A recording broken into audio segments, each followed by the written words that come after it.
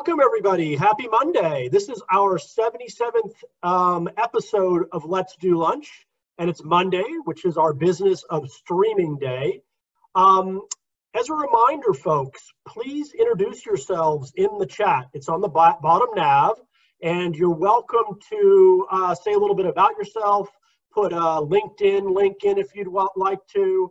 But when you do that, make sure to change your drop-down from panelists to panelists and attendees so that everybody can see your posts in the chat. Also, if you have questions for the panelists today, please put them in the Q&A. The Q&A is just left of the chat on the bottom, and our panelists and moderator will try to take those questions today. We have a very special session today. It is hosted by our friends at Singula and nScreenMedia. And of course, if you've been attending our show in the past, you know that the wonderful Colin Dixon is our moderator on Monday. So Colin, please welcome to the show. Thank you, Ned. Good to be back again. And boy, do we have a fun show for you today. I think we've been talking about this for quite a while. And we are going to be talking about the psychology of the consumer. And we're really going to be digging into the acquisition cycle, that part right at the beginning. And to help us understand what's going on there, I have on hand Bhavesh Vaghela, who's CEO of Singula Decisions. Welcome, Bhavesh. I have Jennifer Whittaker. She's Director of QualiProjects. Welcome, Jennifer. And Katharina, Wittgens, who is a business psychologist and researcher. And so welcome, everybody. This is, as I say, it's going to be a tremendous session. What I want to start off with, though, I want to find out what was in your head, Bhavesh, when you decided that you wanted to do this research, because it really is a fascinating topic. There is a white paper that will cover in much more detail the material we're going to talk about today, and stick around because we'll give you a link to that in the chat in a little bit. But Bhavesh, first of all, tell us about Singula Decisions, and tell us why you decided to dig into the psychology of the subscriber. Thanks, Colin, and welcome everybody. So yeah, my name is Bhavesh. I'm the CEO of Singula Decisions. Who are we? Well, we're a Scottish-based business, now quite global. Effectively, we've been helping operators of pay TV and OTT services find and execute their perfect subscription growth strategy. I think the thing that makes us a little bit different is we come from an outsourced background. So we've been in the shoes for many of our clients where we've managed millions of subscribers on behalf of our customers. You know, looking at running thousands of campaigns in order to acquire subscribers, retain subscribers, grow ARPUs. And what we are now today is we effectively are a data analytics business, and we look at putting all our insights and our experience over the last 20 years into what we call a subscriber intelligence platform. So that's what we do. You asked why I decided to, or why we commissioned this research. And I mean, I'm a marketeer at heart. I've been a B2B marketeer for many, many years. And for me, when I look at this industry, we all know it's an incredibly tough market, right? I mean, competition is incredibly high. There's some very large global brands in this market. And in order to really differentiate yourself, you need to put the customer at the center of your business. And that's something that I fundamentally believe in. And the more customers I talk to, more operators I talk to around the world, it's pretty clear that there's a very little understanding in terms of how you use, or how do you truly understand the customer or the subscriber in this context, to think about how you tailor a service to that. And I think in this current climate, that's critical to think about how you do that. So, you know, we've been helping customers go across the customer journey for years, but we really want to take it to the next level. We want to delve into the depth of the mind of the consumer to really help our clients think about the things they could do at each stage. So that's why we commissioned it. So I guess that's why you hired Katharina and Jennifer, the A team, to help you figure out what was going on with the psychology. What did you task them with? What did you ask them to do for you? So for me, it was, you know, if we look at other industries, right, consumer goods, retailers, e-commerce, all these kind of other industries, they do, you know, a very good job of understanding the customers, understanding brands, the psychology of how you manage a consumer. To think about just some of the consumer brands, they really understand the psyche of the customer base that they're going after. So what I was looking for, I wasn't looking for just another piece of quantitative research about how many people are subscribing to what and what they're not doing. I wanted to really take that consumer angle, and you know, was introduced to Jennifer and Katharina, and one of the things that they're fantastic at is they really understand consumer brands, and they really understand how you delve into the psyche of human beings as they interact with those brands. So for me, it was really about getting into the psychology. I really want to know the emotional triggers of what happens to customers at different stages of the journey, because for me, if you can crack that for your brand, you end up with a differentiated service. That's right. If you can figure that out, and you can figure out what's going on in their head, maybe you can do something about it. So, so this is data that you just can't get from a survey, right, Jennifer? Tell us about how you go about figuring out that psychology of what's going on in people's heads when they're subscribing and using SVOD services. Well, what we did for this was an 8-day online community, a qualitative community in each market, the UK and the USA. And what that means is it's very different to a face-to-face focus group where people kind of come along and, you know, talk about what they do at home, basically, and they're kind of reporting on their behaviour.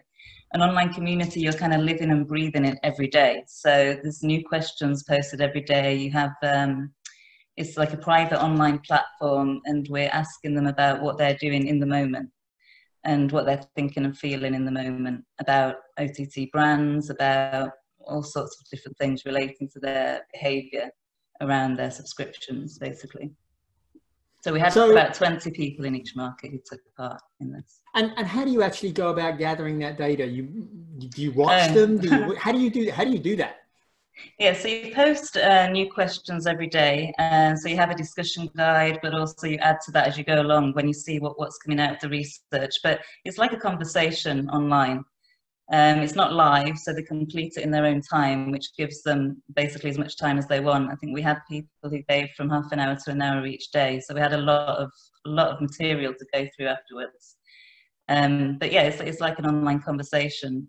We give them kind of creative tasks to do as well, with images and votes and just general conversational questions too. So Katharina, is it like being on the virtual psychologist's couch being grilled? Is that how it works? A bit like that. And I think on top of that, it's also about, when it comes to the analysis, to put that psychological lens on it. So as psychologists, we know that most of human behavior is driven unconsciously. And what that means is that many people, you know, they post-rationalize their behavior, basically. So you need to go deep. You need to understand what questions to ask. As Bhavesh said, you know, we are at the watch out for the emotional bit a lot. That's why we use images. That's why we are looking for archetypes, for example. So it needs that psychological analysis at the end as well, so to know what are we looking for and what is actually important in order to give the answers Bhavesh wanted. And one of the things that I absolutely loved about the research and the reporting of the research was that you used the image of a relationship, of a romantic relationship, to describe some of the stages. Talk to us about the parallels there and why that was a great image to use. I guess this came quite obviously to me because I'm a relationship counsellor as well. So when people talked about how they felt about brands and their interactions with them, a lot of parallels came to mind. For example, you know, avoidance by a brand. You're trying to get hold of them and they're just not there. You know, they're kind of that avoidant behaviour, not responding, passing you around, not seeming interested, and yet they still want your money. Or ambivalence, you know, you get people who are ambivalent in relationships, and that might be they're all there and then they're kind of not. And we'll talk a bit later about that kind of narcissist analogy as well, which is something that does come out in counselling and relationship counselling too. I mean, they don't often come to counselling, narcissists, because they think they're amazing. So they never appear in the counselling room, but you know, people will talk about relationships with narcissists, and that's where we also came up with that analogy. But I guess we thought that people would understand it better if we use that kind of more obvious analogy because people can see what you mean when you give that relationship analogy, rather than just talking about functional things where the emotion is not there. And then to add on this, I think very often what some brands are forgetting is that a relationship is emotional and pragmatical, and many brands focus so much on the transactional side, so the price and the content we need to provide, etc. But in psychology, we know most of the decisions are driven emotionally, and so hence we need to look at the emotional relationship brands are actually establishing or not establishing with consumers. And you know, the most emotional relationship we have in our lives is the romantic relationship. So I think that was also a parallel why we chose to really bring this to life, because everyone can relate to it. Very good, very good. So this is, and if you want to know more about this, please do dig in. There's lots more in the white paper, which we'll provide you in a little bit. Now, we're going to go through 3 stages that really occur at the beginning today and really dig into what's going on in people's heads. So we're going to talk about the join phase, the trial phase, and then as you transition into the consume phase. So let's start out with the join phase. So Bhavesh, what's going on? There were some very specific problems in that particular phase that you wanted to understand more about, right? Yeah, I mean, think about join. I mean, join is, you know, you've been driven to sign up to that service, right? And whether that's a friend told you about it, or you'd seen some content that was in social media, or, you know, you've been, you know, having a look at that brand for a number of attempts before you go and actually sign up. So join is really about that process when you're sitting in front of your device or your machine and you're about to join the service.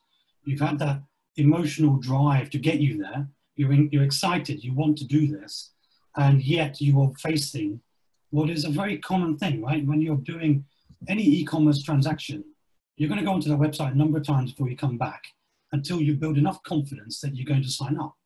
And then you go and fill in your details, and then bang, we hit you with, we need your credit card details.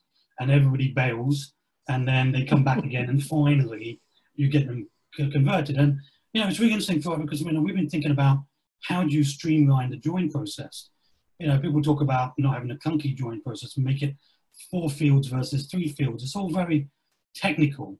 And the reality is, you know, for me, it's about building confidence at that level. And we wanted to delve into, so what is happening with the customer emotionally at that point? That allows us to then take that learning, you know, and use it elsewhere. So I know that that's a big stop. That's a big stop point for me when they ask for the credit card. So Jennifer, Katharina, what did you find? What are people thinking at that point during that join process? What are they feeling? Remember that people join OTT brands, or they want to, because they want to be in control. And, you know, because they can't control a viewing schedule on the television very well, or they can't control what content is there. But this gives them so much to be in control of. And yet the first moment you're taking the control away, you're basically saying, okay, give me a credit card and I'm going to be in control of when I take the money out. Even though that's not what you're saying, that's what they're feeling. And it's a bit like in our relationship analogy, kind of, you know, going on a first date, because it is a first date, as you just met them, and the person you've been on a date with kind of says, okay, give me your phone, you know, and you're saying, why? And they're saying, well, I'm not going to send any messages or anything, don't worry, I'll give it you back, you know, in a few days or whatever, or once we get to know each other, I'll give you your phone back. And you're kind of like, but I don't know this person, I don't, you know, why would I do that? That's my personal thing. So they're feeling kind of a lack of trust, and that there's a bit of trickery going on with this. But the brand basically wants to take their money whether they like the service or not. It's not a free trial. Yeah, indeed. So what else is going on inside their heads, Katharina, when this happens? I know it's happened to me. It's very often a big stop point for me. I hit that credit card, and I can't tell you the number of times I've walked away. I just didn't want to give them that information at that point. What's going on? Yeah, it's what Bhavesh and Jennifer said. So, you know, you want to, as a brand, this is the very early stage in that relationship, and you need to build trust. The consumer wants to explore, okay, can I trust this brand? I want reassurance, etc. And as Jenny said, with that ask of credit card at such an early stage, you're invading a very sensitive and private sphere, although the consumer didn't even have a chance yet to get to know the brand properly and, you know, to get to know the offer, et cetera, et cetera. So again, to that analogy, it's far too early because the brand hasn't performed yet. The brand hasn't shown we are trustworthy. You can trust us. We are a great brand, not, you know, not just on advertisement billboards, but actually we do have great service. And that's when we, you know, it's most of the time it's non-consciously, it's like, oh, that doesn't feel right. And it's a really bad timing to start a customer journey already with a negative emotion. So what sort of negative emotions are set up in that particular circumstance? Well, ideally, and I think we talk about this in a second as well, is about tapping into the excitement that customers are coming towards the brands. Or sometimes it's also just a need. So in the papers, we talk about different archetypes, which basically means, you know, some come there for exploring, some come to escape loneliness, some come to share experiences, etc. And for brands to understand that, where are the consumers coming from? Why do they come? What is it that they want to have met? And tapping into this and responding to that would be so much more powerful. And instead, when they get asked for that credit card and all those details, they end up feeling suspicious and angry. Invaded, yeah. Invaded, yeah, that's a great word. So, okay, so we've got a problem with that, when and how we ask for the credit card. So, Bhavesh, what's the solution? What can brands do to help diffuse these negative feelings? Well, I mean, there's some very straightforward things that brands can do, and there's some require a mindset shift, right? So the straightforward things are, well, I mean, we see that in everyday life, in every walk of life, certainly in the digital world, right? There's mechanisms to help the customer feel confident at the point of that transaction. So, you know, things like web chat, things like improving the process, personalizing the journey, all of those things which you have data about. So use it in real time in order to help that customer, over that hurdle in terms of, providing that payment details or converting at that point. And I guess that, but that doesn't really solve the problem, because the problem still is you're asking me for a credit card so early or a payment method so early. I mean, particularly if you're signing up for a free trial, right? I mean, yep. I'm going for a free trial. Why do I have to pay you right now? I'll give you my credit card details. So, it's really interesting because we all know why the brands do it. We absolutely know why the brands do it. It's obvious. We want to make sure we capture the credit card details so we can bill the customer at the end of the trial period, right? And a lot of brands build the notion that there's going to be people forgetting to cancel so they can continue to generate revenue as a result of that. So wouldn't it be really refreshing if you didn't ask for credit card details up front? It would be refreshing to let the customer in, let them in to enjoy the service, let them make their own mind up. And at that point, when the customer is using the service, it could be within a trial period, but when you feel that they're using the service, then ask them for the credit card details. Because there is an element of, I feel comfortable, I feel confident, I'm enjoying it. Then you ask me for credit card details, I'm going to give it to you freely. It won't be that sort of barrier. So, but that is a mindset shift. I mean, that is not something that brands will want to do just off the bat. I mean, it definitely requires some thinking. I think it's being brave, but actually that says a lot about your brand.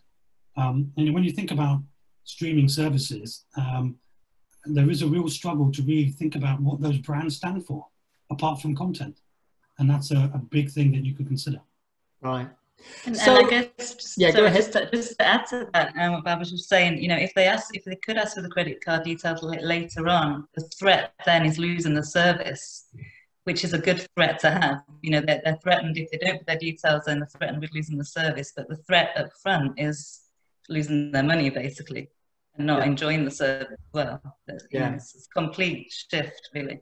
A much more positive association with, I'm getting something that I now know I really value. Yeah. Okay, so we get them over that initial sign up. They go into trial. Yeah. So what's going on in trial that you were interested in digging into there, Bhavesh? Do you know what? I can, pretty much every customer, every a conversation I have with brands around the world, one of their biggest problems is getting from trial to pay. How do I get a customer converting from, I'm in a free trial, whether it's a month, a week, whatever the duration is, and how do I convert them? You know, when you really look at that, it really is about, most brands just push content at you. Every couple of days, they'll send you another email about, look at the fabulous content we've got. And, you know, we've been working with one of our clients in Japan, actually. We just did a program for them just now. And, you know, they were having, you know, close to 85, 90% churn rates at the point of trial. I mean, that's huge. You're paying a lot of money to drive traffic to your service, and yet you're doing some things that are just not supporting the customer to convert. So really for me, it was, again, just delving into it. I mean, you know, if you take the analogy again, a free trial is like dating, right? It's a dating period. You're getting to know the service provider, and the service provider, in theory, should be getting to know you. And that's the kind of dialogue that we were trying to explore. Right. And so, but what often happens, I know, Jennifer and Katharina, when I sign up for a service, for a trial, they basically vanish. I feel like I'm being ghosted. Did you find that in your research, that that's how people felt with most of their services? It is how a lot of people felt, and for some people it's not, that part of it isn't such a big deal. For the younger people especially, who know how to use the service, who know how to find what they want, who already know, you know, what they want to watch. But it can be a problem for people who don't know how to search for things, who don't really know what they want to watch, don't know how to find it, they don't really know where to look, and that is a problem. Yeah, so for example, you know, baby boomers who would go on, and not just baby boomers, could be anybody, who they're looking for something that entertains them, but they don't really know kind of how to look for it, then it feels like the brand has been avoidant. But in another sense, that's not the only thing that they don't like. You know, in another sense, that the brand could be present. The brand could be a bit more ambivalent. It's there, then it's not, or it's there kind of, but it's not really there emotionally. So it's a bit like, you know, dating somebody and they're saying to you, come and meet all my friends, you know, my friends are amazing. And you go out with them and you meet all their friends and you don't like any of them. You know, they're just all really annoying people. So, you know, then you're not really going to want to hang out with that person if those are the kind of friends they have. So there's both things, you know, there's been... And I think also how do you feel on a date when nobody's asking you a question? Like when your date is not trying to get to know you, but it's just talking about him or herself the whole time. You know, and you know, that's where we are getting into the narcissistic analogy. That's what narcissists do. It's all about their greatness and what they can do and what they have to offer, etc., etc. And narcissists don't ask a lot about the others. And that's what we saw, or what was reported by people, what consumers experience. It's like, well, you know, I'm trying here. I'm trying to find what I'm excited about, and I am kind of excited, but you don't help me. You're not asking me any questions, what I'm interested in, and you know, what made me come here, etc. Yeah, I frequently find that when I'm with a new service and I'm digging around and trying to find, there was something that brought me there, but after I've watched that something, I don't seem to get any help from that point on. And that's exactly what you're talking about, right?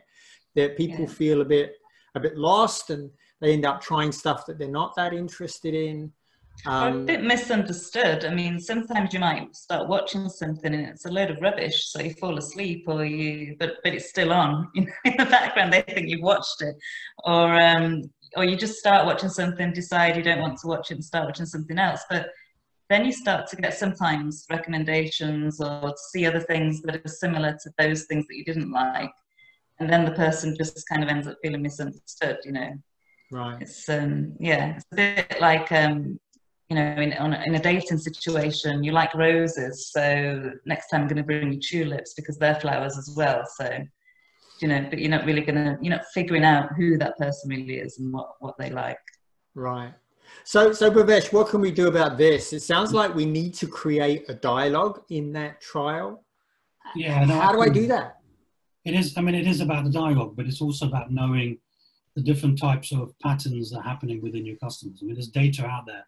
You know, most people just think about, like, you know, certainly what we've seen in trial moments, they might break them down into demographics, but they'll just treat everybody the same. They'll just pump information about the latest shows on emails or different communication methods to their customers every couple of days. I mean, that doesn't really personalize any dialogue towards that customer whatsoever. I mean, simple things like just, you know, when you first log in, you know, have the ability to help you navigate, show people where they go into your service.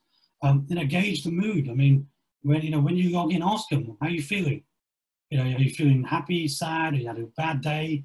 Because then it gives you a little bit more knowledge about the sorts of content they go for when they're in that kind of mood. That, you know, comes, certainly when we talk about consume next, that kind of information is huge. Nobody asks you.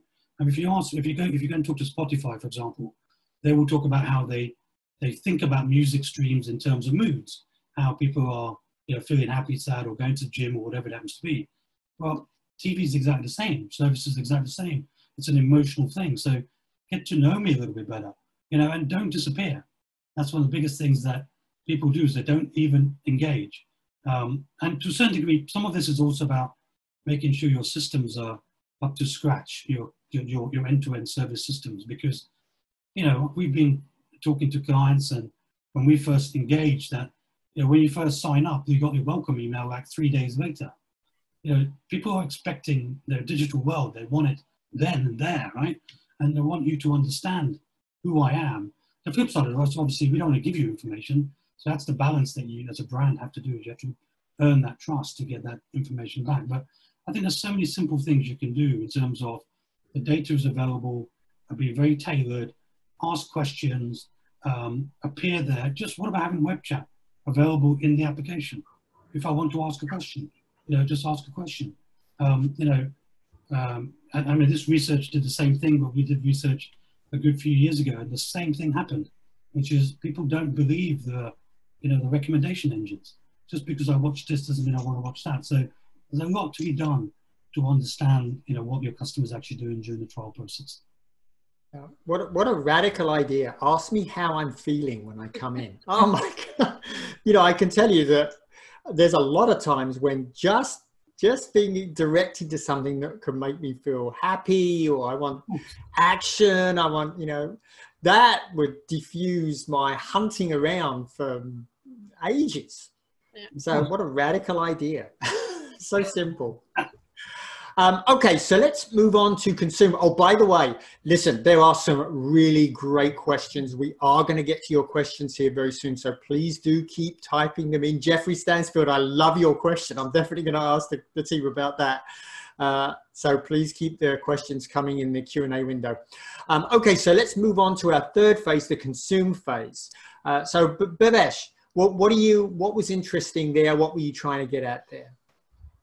So, I mean, the consumer phase is in many ways very similar to the trial phase, right? You're moving from, I guess the difference with trial is you're going from dating to actually committing to that date, you know, a long-term relationship, per se, if we take that dating analogy.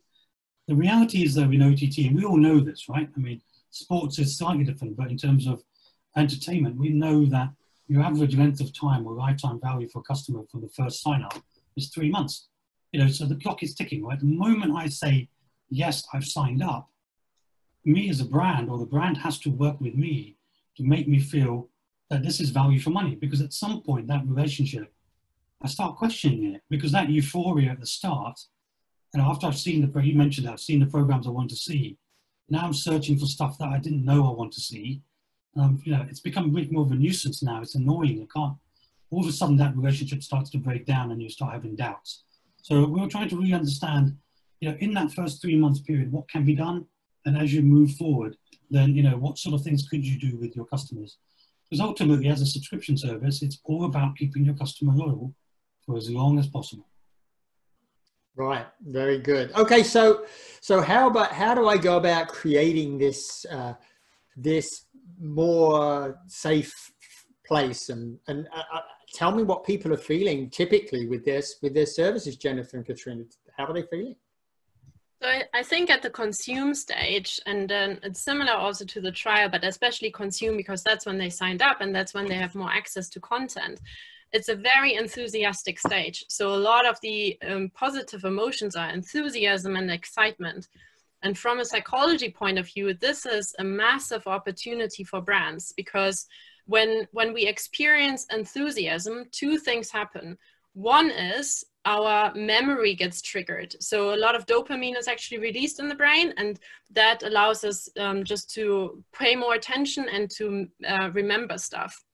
So as a brand, you want to be in that space and you want to be connected to that positive emotion and be then hence remembered in a positive way. Not many brands are doing that. The other thing is that the emotion of enthusiasm is extremely contagious. So when we've all met enthusiastic people in our lives and we just lean in, we just want to be part of this. We start to listen, we start to become really attentive, even with topics that we thought that's completely not my thing. And we had that with Brian Cox in physics. All of a sudden he got the public interested in physics, you know, what every school teacher is dreaming about. That is because he is so enthusiastic about his topic. So the contagion, again, is going over. If you have an enthusiastic customer, it will attract other customers. And that's the cheapest way of marketing for brands, to, you know, to just use their customers as advocates and tap into this enthusiasm and help the consumers to spread it in a then functional way, because the emotion is already taken care of by the consumer. Yeah, I don't think, Jennifer, I don't think I've ever been asked by an SVOD service while I've been using it to do anything about it, to recommend it. Yes. This sounds like a huge mistake, right? Probably not. I haven't been asked either. But yeah, it is a mistake, and I guess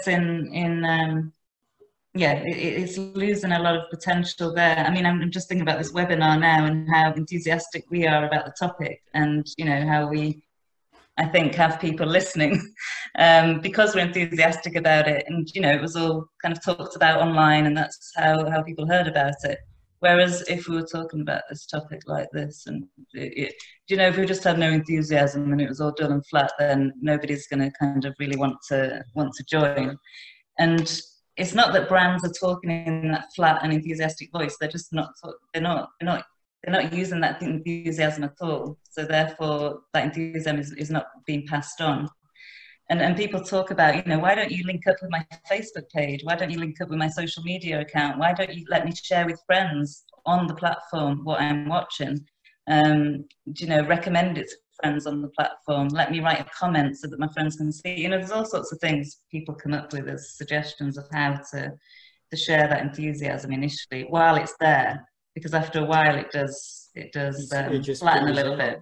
Right. Well, it's a bit like a marriage, you know, after the honeymoon, a few months or years in, depending on the marriage, you know, you start to have to work at it a bit more, which brands also are not always doing.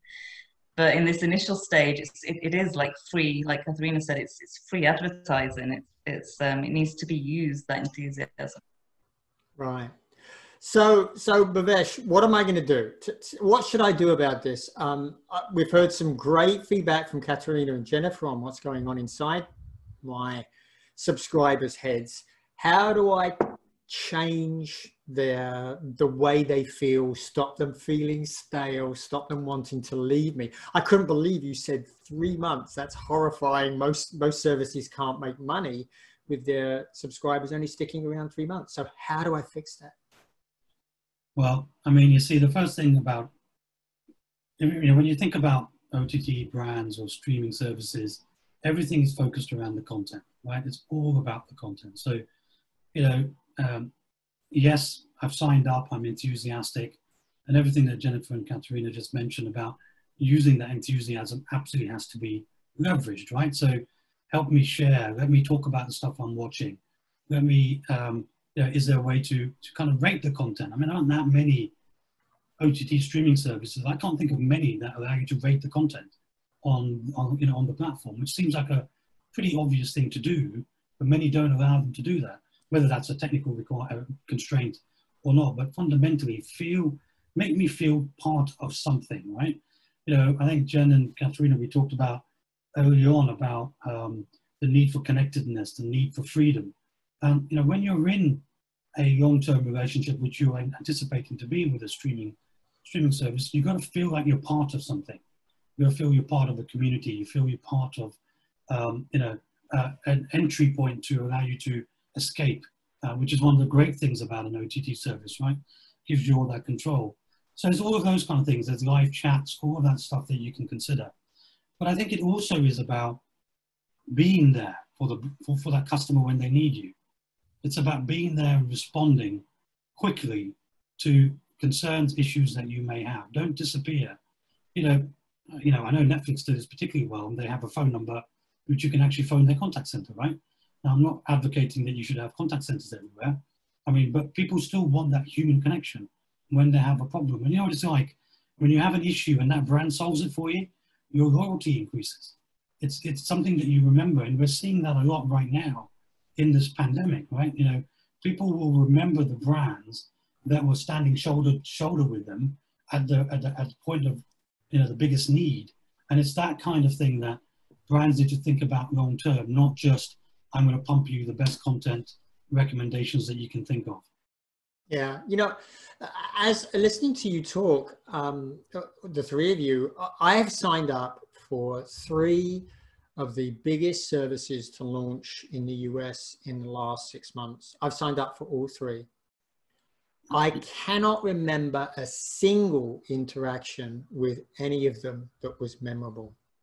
I can remember, there's another one, and I'll talk about this one because it was so memorable. It continues to be memorable. BritBox does a great job in telling me, you know, they give me themes, and they encourage me to come in by telling me about new content that's come, and they just do a great job in communicating with me and keeping me feeling involved. But these other 3, I can't remember a single instance. This has to be a huge mistake, doesn't it? Absolutely. It really comes down to, you know, one of the basic things that you learn, you know, as you know, when you're learning marketing is, what does your brand stand for? What are your values? What do you want to portray? And then how are you going to behave to your customer, right? Those are fundamentals. And, you know, we can all name fabulous brands and the emotion that brings, whether you're a big fan of Nike or love Apple, whatever the consumer brands, there's so many out there that individuals have an affinity to, right? The same is not true for OTT service brands. And the problem is, as competition increases, the content is no longer the differentiator. It's the brand and the experience and the service you provide, along with content, that becomes the reason why you stay with that service provider. And, you know, there is a huge amount of just branding and customer experience, which is beyond just, you know, allow me to watch 4K on a, you know, on your laptop or your mobile device. It's got to be, you know, how do I actually engage with this?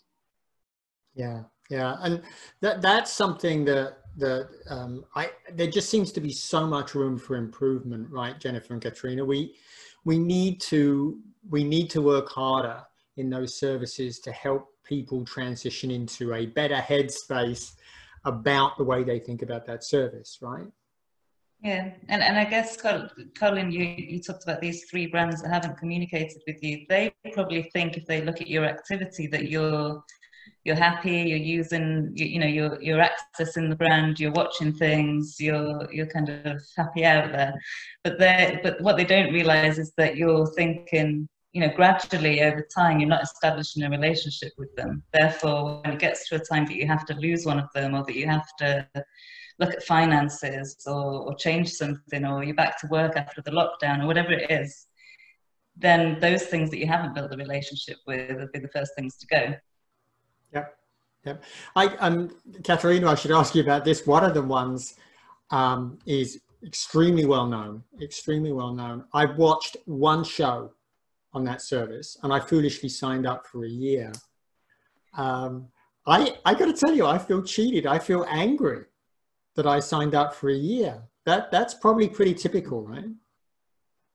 Yeah, it can be. I mean, that I guess, is one of the reasons why the brand asks for the credit card details at the trial stage, because, they can also see from their data that, consumers forget about canceling, and, we saw that in our studies as well. They're thinking, oh, okay, let me try this out a few more months, and they forget again, etc. But in the long term, as Bhavesh said, you want to create loyal customers, and that they might have you for a year. Okay, great, they made money off you for a year, but that's about it. Now you're gone. You're not an advocate. They're missing out on that marketing opportunity again, and they lost all the money that they can make from you for many more years.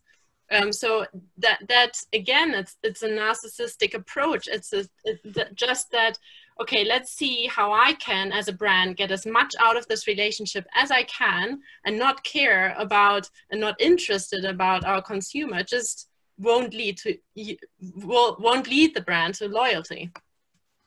Very good, very good. Okay, so we've got lots of great questions, so I'm going to get to the questions now. I will say we're going to put, hopefully Helen will post the white paper where you can get much more detail about the topics that we've talked about. We'll be doing part 2 of this, and we'll provide you with a link to that. That will be taking place on September 14th at noon as part of Let's Do Lunch once again. And there, I just see Helen's putting the paper up there, so that's great. So why don't, Laura, let's put the poll up, and while people are taking a look at the poll, let's get to some of these great questions. And as I promised, I'm going to ask Jeffrey Stansfield's question first. So Jeffrey says, Katharina said the biggest driver of people is the love, but during this time, what is the driving factor for maybe number 2? And he suggests, is it fear? What are the responsibilities what are our responsibilities to our consumer, our customer? The driving factor is not love. The driving factor are emotions. And that can differ. And the recommendation here is to brands to understand, why are customers coming to you? What are they trying to fulfill? And this will change over time, right? Sometimes I'm in the mood for exploration. Sometimes I want to share content. Sometimes I want to escape loneliness. And we've seen in this pandemic, we see all of these different drivers to subscription and to signing up and to stay. So it's about understanding the emotional driver, which is not necessarily love. I think the reason why we have talked about the emotions is about the romantic relationship analogy is a highly emotional one. And that's why we made that analogy. It's just to kind of bridge the two and get away from this transactional relationship that brands have. So yes, absolutely. We've seen it. People have been in fear, are very scared. Hence a lot of trying to escape this with watching content. And we've also seen subscription services that, as Bhavesh said, that went shoulder to shoulder. They reduced the membership fees for 3 months. And again, now this is an emotional experience. The customer says, oh, you get me. I'm in a bad situation. I might have financial difficulties, and you are helping me to manage this because you care that I stay as a customer. The brand reflects the emotional state of the customer. And that's what it's all about. Very good. So another great question from Judy Havas. How does the general fickle nature of consumers today, the lack of patience, the short attention span, the impact, weave into the psychological, neurological points that Katharina and Jennifer, you've made? Well, I guess it's kind of repeating a bit what we've been saying. I mean, a lot of people are fickle by nature, especially nowadays. There's so many other options always, you know, there's so many other routes to go down, but it's all about building that relationship. It's all about getting to know what that person wants, but staying engaged. You have to stay engaged with them. If somebody's fickle by nature, then, you know, you have to show them that this has something different. And it's all about that, going back to that same thing, the relationship, but also making them feel appreciated. Because, so we talk in the white paper about the 5 love languages as ways to make people feel appreciated, because that's what I think in relationships people often forget. You forget to appreciate one another. And a fickle person who, you know, like a butterfly, goes from one thing to the other, once they feel appreciated and rewarded for their loyalty, they're much more likely to stay, no matter how fickle they usually are. Yeah. And I think sometimes it's also about brands. When you understand the psychology of behavior, then you can help as a brand, you can help the consumer, because so many things are non-conscious. So by asking the questions, by starting to engage, by asking about the moods and how would they want to feel, that is a huge support system from the brand to make the consumer feel better and to help them to figure this out, because most of people just don't know. Yeah, and I think I would also add that, with that, Colin, that if I take a brand's point of view of this, you know, they just don't have the technical systems in place to be able to react in real time. And that's a problem, right? I mean, in a monthly cycle thing, it's too late to react to a customer after they've already left. And, you know, the data's out there. They've already got the data. Most brands have that data. It's about thinking about how can you react fast. And it's about speed. That's what it comes down to. It comes down to reacting to your customer at the right time, which is a panacea of all marketing, right? You know, doing the right thing at the right time. So, you know, that's what we're all trying to do. Some brands are able to do it quicker than others, but it's about building towards that environment. And that's the thing that matters. This is a very interesting question. Can there also be too much contact from a service provider so that it becomes annoying and intrusive? How do services avoid that? And this is from an anonymous attendee. I don't know why he's scared of sharing, he or she is scared of sharing their details, but maybe they just don't like doing that online. So anyway, go on. Can there be too much contact? Bhavesh, why don't we start with you? Absolutely, yeah. There can be absolutely too much contact, you know. The key is actually listening to your customer, right? Understanding, you know, as Katharina and Jennifer talked about in terms of the different types of mindset at that point. You know, some people are quite comfortable not having any contact and are quite comfortable doing their own thing. Others aren't.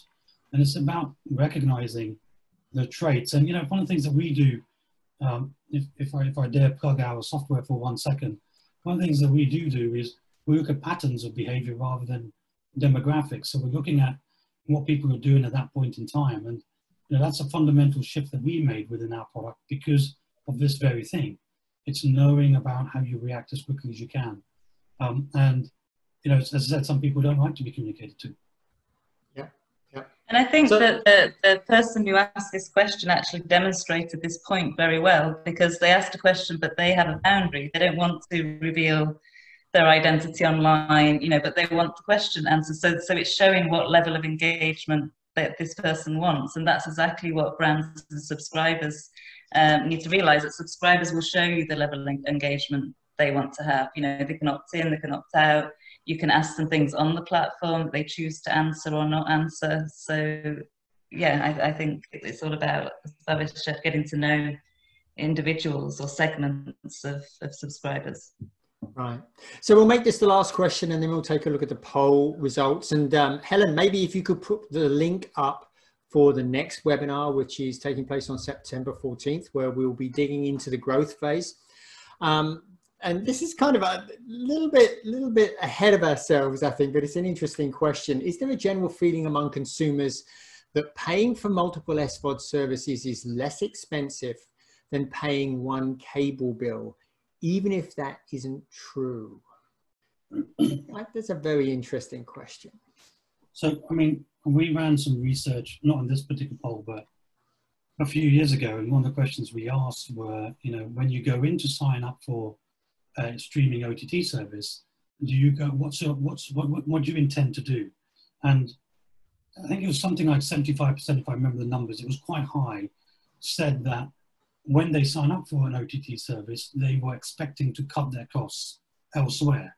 So maybe reduce some of their packages on their cable service and so forth. The reality is only 25% of people actually did that.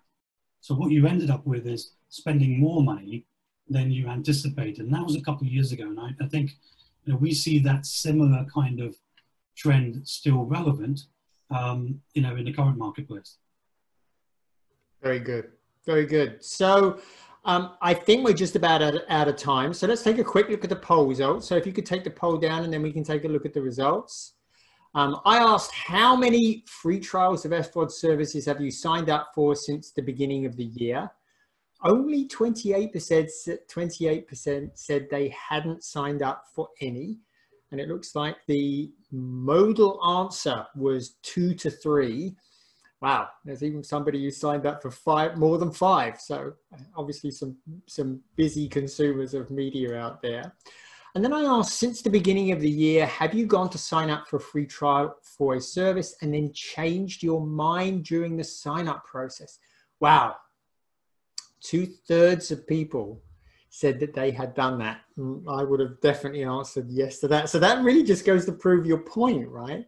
There was something in that process that just didn't sit well with them. Okay, and the final question. Are you reluctant to provide personal information when signing up for an online service of any sort? And it looks like, oh, it's somewhat hidden there, but it looks like most people are suspicious. Let's see, 76, that's, yeah, that's 82% of people are suspicious. So it seems like what you're saying, being very careful about how you ask, when you ask, is absolutely essential. So Bhavesh, Katharina, Jennifer, this has been a fascinating discussion. I cannot wait for our next discussion taking place on the 14th of September at noon right here on Let's Do Lunch. And I'm going to hand it back to you, Ned. Thank you, Colin, and thank you, Bhavesh and Jennifer and Katharina. The comments, I've been following them, and people have just loved this session. So I really appreciate you guys bringing this topic to us and covering it in such detail today. And we'll be looking forward to the next one.